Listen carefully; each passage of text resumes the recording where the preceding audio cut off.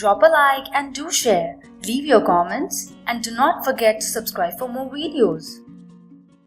Welcome to Edupedia World Videos. So today we are going to do parts of speech. English grammar का बहुत important भाग है ये, जिसे हम शब्द भेद बोलते हैं हिंदी में. टोटल 8 प्रकार के पार्ट्स ऑफ स्पीच होते हैं और उनका आज हम एक ब्रीफ इंट्रोडक्शन देखेंगे. एक संक्षिप्त वे में समझेंगे कि कौन सा पार्ट ऑफ स्पीच किस लिए उपयोग में आता है या फिर इंग्लिश ग्रामर में वो क्यों है. डिटेल में हम हर एक पार्ट्स ऑफ स्पीच को आगे आने वाले लेसन्स में कवर करेंगे. So starting with the first one, जो कि है नाउन. सबसे पहले नाउन आता है. इसका अर्थ हिंदी में होता है संज्ञा. A word used as the name of a person, place or thing is called a noun. एक नाउन वो शब्द होता है जब किसी व्यक्ति का नाम, वस्तु का नाम या फिर किसी जगह का नाम लिया जाता है तो उनके नामों को, उस वर्ड को हम नाउन बोलते हैं. एग्जाम्पल से हम इस चीज को समझेंगे. Isaac Newton discovered gravity. गुरुत्वाकर्षण आइजैक न्यूटन ने डिस्कवर किया था. यहाँ पर दो नाउन मिल रहे हैं. एक व्यक्ति का नाम है आइजैक न्यूटन, एक नाउन वो हो गया, और दूसरा है ग्रेविटी. ग्रेविटी शब्द का अर्थ होता है गुरुत्वाकर्षण.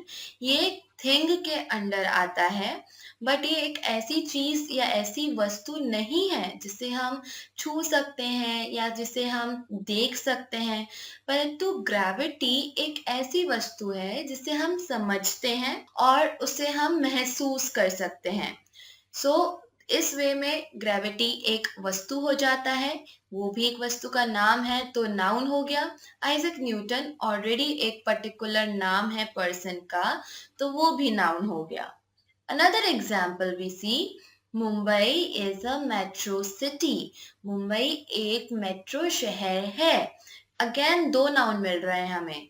मुंबई जो कि शहर का नाम है और सिटी जो कि कॉमनली शहर को इंग्लिश में बोला जाता है, लेकिन दोनों ही शब्द मुंबई और सिटी एक प्लेस को दर्शा रहे हैं, इसी वजह से दोनों हो जाते हैं noun. Then we see I like red roses. मुझे लाल गुलाब पसंद है.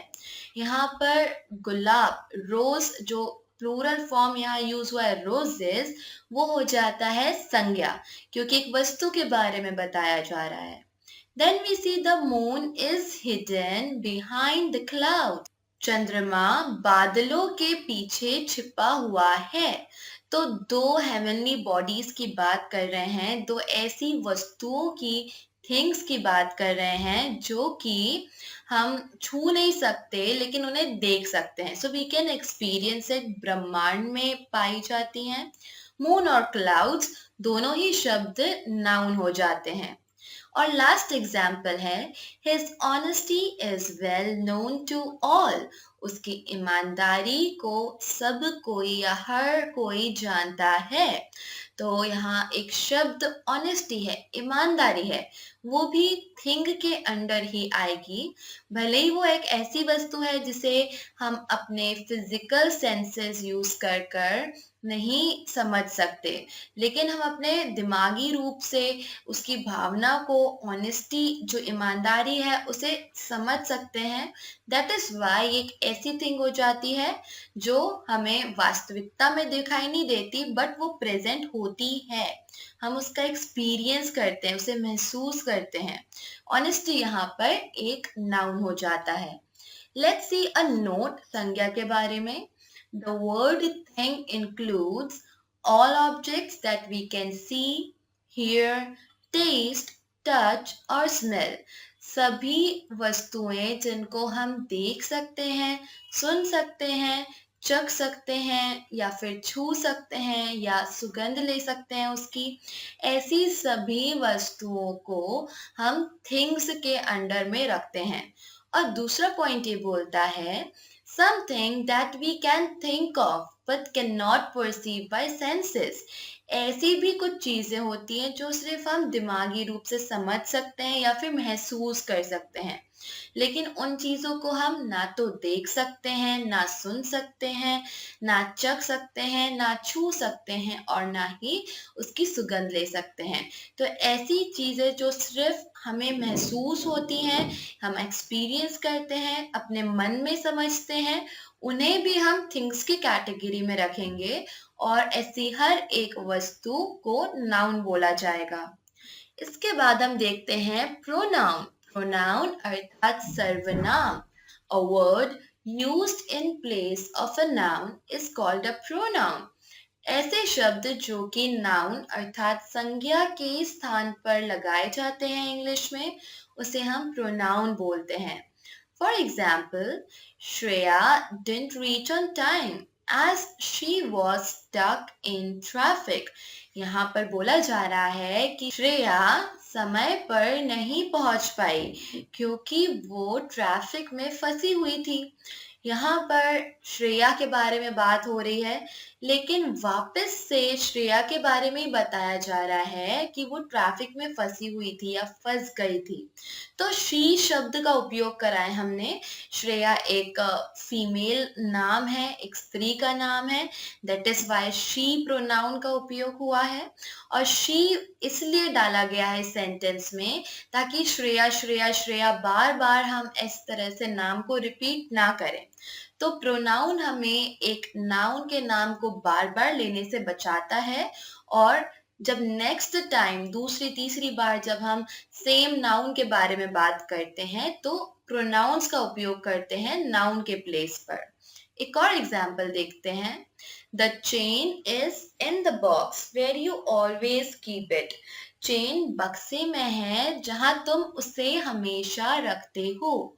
उसी शब्द के लिए इट आया है क्योंकि इट यहाँ पे वही चेन को बता रहा है जिसके बारे में हम सेंटेंस में बात कर रहे हैं। ऑलरेडी चेन हम एक बार बोल चुके हैं, वापस से हमें ना दोहराना पड़े, इसलिए इट सर्वनाम का उपयोग हुआ है यहाँ पर। इसके बाद तीसरा प्रकार या थर्ड पार्ट्स ऑफ स्पीच में आता है वर्ब, जिसका अर्थ होता है क्रिया। A word used to express an action or state is called a verb। एक ऐसा शब्द जो कि कार्य के होने को बता रहा है या फिर किसी चीज या किसी व्यक्ति की स्टेट को, अवस्था को बता रहा है, वो क्या है उसके होने को बता रहा है, उसे हम वर्ब कहते हैं इंग्लिश में। For example, the man tore the letter sent to him। व्यक्ति ने जो खत उसे भेजा गया था उसे फाड़ दिया। तो यहाँ पर एक्शन क्या हो रहा है? फाड़ने का एक्शन हो रहा है। जब भी किसी चीज को फाड़ा जाता है उसे हम टेयर बोलते हैं, और टेयर का सेकंड फॉर्म वर्ब में पास्ट फॉर्म होता है टोर। टोर यहाँ पर वो शब्द है जो कि एक्शन को बता रहा है, जो स्टेटमेंट में इस वाक्य में किया गया है। That is why tore is a verb over here.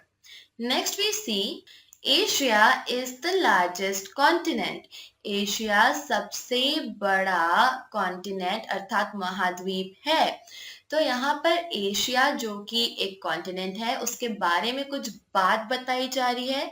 Asia क्या है या कैसा है? सबसे बड़ा महाद्वीप है। तो सबसे बड़ा महाद्वीप को इज शब्द को लगाकर हमने कहा है, इज शब्द उसके होने का, एशिया के होने का अर्थ प्रदान कर रहा है यहाँ पर। That is why is verb बन जाता है इस सेंटेंस में। ऑल्सो इज जो है वो मेन वर्ब नहीं है, ये एक हेल्पिंग वर्ब है। That we will learn in a later class कि वर्ब किस प्रकार के, कितने प्रकार के होते हैं। Next we see gold and silver are expensive metals। सोना और चांदी बहुमूल्य मेटल्स हैं। तो यहाँ पर हम देख सकते हैं गोल्ड और सिल्वर, सोना और चांदी क्या है, उनके स्टेट को बताया जा रहा है आर शब्द का उपयोग करके कि वो बहुत बहुमूल्य मेटल हैं। आर शब्द यहाँ पर वर्ब के समान एक्ट कर रहा है जो गोल्ड या सिल्वर के कुछ होने की बात को बता रहा है। इसके बाद हम देखते हैं एडजेक्टिव इसका अर्थ होता है विशेषण हिंदी में. A word used to add something to the meaning of a noun is called an adjective. एक adjective शब्द इंग्लिश में वो होता है जो कि किसी noun, only noun अर्थात संज्ञा की विशेषता बताए या उसके अर्थ को और थोड़ा सा डिस्क्राइब करे, डिटेल बताए उसकी, ऐसे शब्द एडजेक्टिव होते हैं. For example, he is a clever boy. वो एक चतुर लड़का है. He is a boy इतना हमें समझ में आता है. boy यहाँ पर एक नाउन है, पर ये boy कैसा है इसके बारे में अधिक जानकारी देने वाला शब्द हो जाता है clever. clever अर्थात चतुर. तो ए बॉय की विशेषता बताने वाला शब्द हो गया क्लेवर, और क्लेवर इस सेंटेंस में एक एडजेक्टिव है. एडजेक्टिव्स गुण भी बताते हैं नाउन के और अवगुण भी बताते हैं. सो दोनों ही तरीके से डिस्क्राइब किया जा रहा जो नाउन होता है वो एग्जिस्ट करता है. जरूरी नहीं है कि सिर्फ गुण ही या अच्छी बातें ही बताई जाए. जो भी एडिशनल इंफॉर्मेशन दी जाती है उसके गुण के बारे में, कितने नंबर थे या फिर रंग कैसा था, कुछ भी डिटेल वो सब एडजेक्टिव में आएगी. Another example we see, I have 10 apples with me. मेरे पास 10 एप्पल्स हैं. तो यहाँ पर हम ये देख सकते हैं कि एप्पल्स नाउन है. कितने एप्पल हैं? 10. 10 शब्द नाउन को और डिस्क्राइब कर रहा है और डिटेल बता रहा है कि 10 एप्पल थे या हैं. तो 10 यहाँ पे हो जाता है विशेषण अर्थात adjective. Next we see, I am wearing my blue dress today. मैं अपनी नीले रंग वाली ड्रेस आज पहनी हुई हूँ. तो यहाँ पे ब्लू जो है शब्द वो ड्रेस की विशेषता बता रहा है. ड्रेस कैसी है उसके बारे में एक एडिशनल जानकारी दे रहा है. इसलिए ब्लू शब्द बन जाता है adjective. Now all the colours and all the numbers, जितने भी रंग हैं और जितने भी नंबरिंग होती है, जब भी हम बोलते हैं मेरे पास 10 ऑरेंजेस हैं या फिर मेरे पास 12 बॉटल्स हैं, कुछ भी नंबर वो एडजेक्टिव में हमेशा पाया जाता है. इसके बाद हम देखते हैं एडवर्ब. एडवर्ब अर्थात क्रिया विशेषण. A word used to add something to the meaning of a verb, an adjective or another adverb is called an adverb. अभी हमने देखा एडजेक्टिव नाउन के बारे में और डिटेल देते हैं और उसके विपरीत एडवर्ब हमको मिलता है, मतलब ऐसे शब्द जो कि किसी वर्ब अर्थात क्रिया, एडजेक्टिव अर्थात विशेषण और दूसरा कोई एडवर्ब क्रिया विशेषण के बारे में और डिस्क्राइब करते हैं. ऐसे शब्दों को एडवर्ब कहा जाता है. एग्जाम्पल से हम इस चीज को समझेंगे. She completed the task quickly. उसने जल्दी से कार्य खत्म कर दिया. तो completed the task, यहाँ पर वर्ब क्या पाया जा रहा है? completed, कार्य खत्म होने का या पूर्ण करने की बात की जा रही है. अब ये कार्य पूर्ण कैसे हो रहा है? क्विकली हो रहा है. क्विकली वो वर्ड है जो हमारे वर्ब कंप्लीटेड को और डिफाइन कर रहा है, उसे और अच्छे से समझा रहा है हमें कि कार्य जो हुआ वो बहुत जल्दी हुआ, क्विकली हुआ. क्विकली यहाँ पर एडवर्ब हो जाता है. इसी प्रकार से हम देखते हैं दूसरा example. This painting is very precious to us. ये पेंटिंग हमारे लिए बहुत बहुमूल्य है. तो पेंटिंग क्या है? पहली चीज प्रेशियस. पेंटिंग के बारे में अधिक जानकारी दे रहा है शब्द प्रेशियस, जो कि यहाँ पर एक एडजेक्टिव हो जाता है पेंटिंग के लिए, क्योंकि पेंटिंग एक नाउन है. लेकिन प्रेशियस के बारे में भी और अधिक जानकारी मिल रही है वेरी शब्द से. बहुत, पेंटिंग बहुत बहुमूल्य है, तो बहुत के लिए वेरी शब्द आया है जो एडजेक्टिव प्रेशियस के बारे में डिस्क्राइब कर रहा है. बहुमूल्य तो है लेकिन बहुत बहुमूल्य है. तो यहाँ पर वेरी एडवर्ब हो जाता है जो एडजेक्टिव को और ज्यादा डिस्क्राइब कर रहा है या एडजेक्टिव की मीनिंग में और कुछ ऐड कर रहा है. Another example, he did the work very nicely. उसने कार्य बहुत अच्छे से किया. तो यहाँ पर हमें एक एडवर्ब नाइसली ऑलरेडी मिल रहा है. उसने कार्य कैसे किया? नाइसली. कार्य वर्ब का होना कैसे हो रहा है? नाइसली, अच्छे से. ऑलरेडी एक एडवर्ब है. अब इस एडवर्ब को भी वेरी शब्द यहाँ पर और ज्यादा डिफाइन कर रहा है. Very is added here to add something to the meaning of nicely. इसलिए very यहाँ पर adverb बन जाता है. इस पर्टिकुलर सेंटेंस में हमको दो adverb मिलते हैं. एक nicely जो कि वर्क के होने को बता रहा है और दूसरा very जो कि ऑलरेडी जो adverb है उसे और अच्छे से एक्सप्लेन कर रहा है. उसके बाद में हम देखते हैं कंजंक्शन. कंजंक्शन है समुच्चय बोधक शब्द. A word used to join words or sentences is called a conjunction. एक conjunction ऐसा शब्द होता है इंग्लिश ग्रामर में जो कि एक से अधिक शब्द या एक से अधिक सेंटेंसेस अर्थात वाक्यों को जोड़ने के काम में आता है. तो कंजंक्शन का काम केवल ये है कि वो वाक्यों और शब्दों को जोड़े.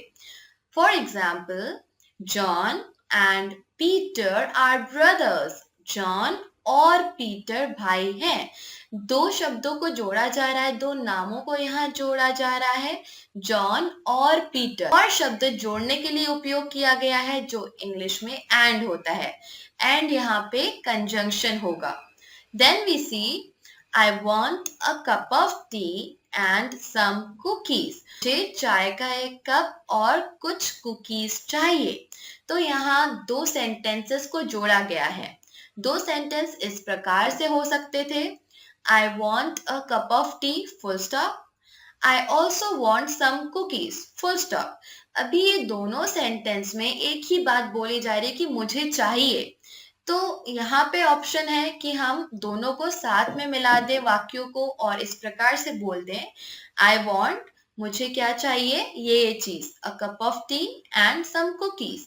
ये इजी हो जाता है अपने आप को एक्सप्रेस करना. सेंटेंस जो है वो कॉम्पैक्ट हो जाता है और एक ही बार में हम अपना मीनिंग सामने वाले को व्यक्त कर सकते हैं. एंड यहाँ पे कंजंक्शन है. Then another example, I drove fast but still couldn't reach on time. मैंने तेज गाड़ी चलाई फिर भी समय पर नहीं पहुंच पाया.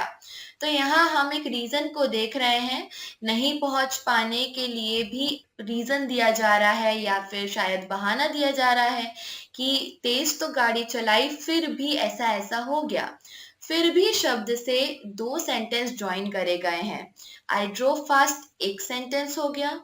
I still could not reach on time, ये दूसरा सेंटेंस हो गया. लेकिन इन दोनों को मर्ज हम बट शब्द लगाकर कर सकते हैं जिसका अर्थ हिंदी में फिर भी होता है. और इस प्रकार से जो जोड़ा गया है दोनों सेंटेंस बट लगाकर वो हो जाता है conjunction. Next we see preposition. Preposition का अर्थ होता है पूर्व सर्ग. A word used with a noun और a pronoun to show how the person or thing denoted by the noun or pronoun stands in relation to something else is called a preposition. ध्यान से समझिए इस point को. ऐसे शब्द होते हैं preposition जो कि किसी नाउन या प्रोनाउन, संज्ञा या सर्वनाम के साथ में उपयोग में हम लाते हैं. और ये वो शब्द होते हैं जो कि जिन शब्दों के लिए हमने इन्हें यूज किया है, जिस भी नाउन या प्रोनाउन के लिए हमने इनका उपयोग किया है, उसके संबंध को किसी और के साथ किस प्रकार से है उसे डिस्क्राइब करते हैं. अर्थात नाउन या प्रोनाउन की पोजीशन को बताते हैं सेंटेंस में. किसी और चीज या किसी और व्यक्ति के साथ क्या रिलेशन है ये क्लियर होता है प्रीपोजिशन से. एग्जाम्पल से हम समझते हैं इस चीज को. There is a new packet in the cupboard. अलमारी में एक नया पैकेट है. अलमारी में बोला हमने, दैट मीन्स कि जो कबर्ड एक नाउन है और न्यू पैकेट एक और नाउन है, इन दोनों का रिलेशन क्या है कि वो नया पैकेट अलमारी में है, उसके अंदर है, उसके बाजू में हो सकता था, लेकिन हम क्या पा रहे हैं, इन शब्द से हमको पता चल रहा है आई एन, जहाँ पे आप देख सकते हैं बोल्ड में लिखा गया है। ये शब्द हमें स्थिति बता रहा है उस पैकेट की जो कि अलमारी में है, उसके अंदर है। एक और एग्जाम्पल समझते हैं। The girl kept her purse on the desk. लड़की ने अपना पर्स मेज पर रखा, डेस्क पर रखा। ऑन शब्द से हमें जो दो नाउन है डेस्क और पर्स, उनके बीच का रिलेशन समझ आ रहा है कि पर्स को कहाँ रखा गया, डेस्क के ऊपर। डेस्क के नीचे रखा जा सकता था, बाजू में रखा जा सकता था, थोड़ा उसके दूर रखा जा सकता था, लेकिन ऑन शब्द से हमें पर्स की पोजीशन क्लियर हो जाती है कि वो डेस्क पर रखा गया। ऑन पर के लिए उपयोग होता है। Then we see the goat is sitting under a tree. बकरी पेड़ के नीचे बैठी है। तो यहाँ पर गोट जो कि नाउन है, ट्री जो कि दूसरा नाउन है, उन दोनों के रिलेशन को बताया जा रहा है अंडर शब्द से। स्थिति क्या है, एक जो एग्जिस्टिंग नाउन है उसकी, गोट की स्थिति ये है कि वो ट्री के नीचे है। पोजीशन क्या है, ट्री के पेड़ के नीचे होना, जो कि अंडर शब्द से हमको पता चल रहा है एग्जैक्टली कहाँ है गोट। सो इस प्रकार के रिलेशंस को समझाने के लिए, पोजीशन को समझाने के लिए जो शब्द यूज होते हैं, ये शब्द नाउन और प्रोनाउंस के साथ यूज होते हैं, इन्हें हम प्रीपोजिशन बोलते हैं। इसके बाद लास्ट पार्ट्स ऑफ स्पीच में आता है इंटरजेक्शन। इंटरजेक्शन अर्थात विस्मय बोधक शब्द। A word which expresses some sudden feeling is called an interjection. Interjection वे शब्द होते हैं जो कि एकदम से जो हमें महसूस हो रहा है उसको व्यक्त करने के लिए जो शब्द निकलते हैं उन्हें हम इंटरजेक्शन कहते हैं। एक चीज हम इंटरजेक्शन में ये पाएंगे जो बाकी पार्ट्स ऑफ स्पीच से अलग है, वो ये कि इंटरजेक्शन का कोई शाब्दिक अर्थ नहीं निकलता है हिंदी में। अगर अभी हम ऐसा बोलें, रोज, रोज शब्द का हिंदी में अर्थ होता है गुलाब। अगर मैं बोलूं गो, गो एक वर्ब है, गो का हिंदी में अर्थ होता है जाओ या जाना। तो अलग अलग वर्ड्स के मीनिंग हमें हिंदी में मिल जाते हैं, लेकिन इंटरजेक्शन एक ऐसा पार्ट्स ऑफ स्पीच का भाग है जिसमें जो शब्द यूज होते हैं वो केवल एक्सप्रेशन के लिए होते हैं, केवल भावना व्यक्त करने के लिए होते हैं। उनका एग्जैक्ट ट्रांसलेशन हिंदी में नहीं होता है। वो यूज के अनुसार डिपेंड करता है कि सुख के लिए, दुख के लिए, एक्साइटमेंट के लिए किस कारणवश वो फीलिंग आ रही है, उससे रिलेट करेंगे शब्द, लेकिन एग्जैक्ट ट्रांसलेशन नहीं मिलेगा हमको। एग्जाम्पल से समझते हैं। अलास शी इज नो मोर, मुझे दुख है। अलास एक ऐसा शब्द है कि दुख को व्यक्त करता है। मुझे दुख है, वो अब नहीं रही। तो मुझे दुख है, इस पूरी चीज को अलास शब्द एक्सप्रेस करने में हेल्प कर रहा है, सिर्फ व्यक्त कर रहे हैं हम हमारे दुख को। एक और एग्जाम्पल देखते हैं। Wow you look gorgeous, wow तुम बहुत अच्छी लग रही हो। हम हिंदी में भी ये शब्द वाओ का उपयोग करते हैं, इंग्लिश में भी करते हैं, और हो सकता है कोई और अलग भाषा में भी वाओ का उपयोग किया जाता है। सेम शब्द है, बस इसलिए इसका उपयोग हो रहा है ताकि हम सरप्राइज को बता सके। जब भी हम आश्चर्यचकित हो रहे हैं या एकदम हम भौचक्के रह गए किसी चीज को देख के, किसी व्यक्ति को देख के, तो हम वाव शब्द का उपयोग करते हैं जो हमेशा खुशी से रिलेटेड होता है, और अलास शब्द जो है वही दुख से रिलेटेड होता है। ऐसे और भी कुछ वर्ड्स हैं जो कि हम जब डिटेल में जाएंगे, हर एक पार्ट्स ऑफ स्पीच को डिटेल में हम स्टडी करने वाले हैं, उस समय पर हम अधिक गहराई से इसे समझ पाएंगे। So that was it for today's lesson. Thank you so much for watching this video. Please do subscribe and turn on notification for more such lessons.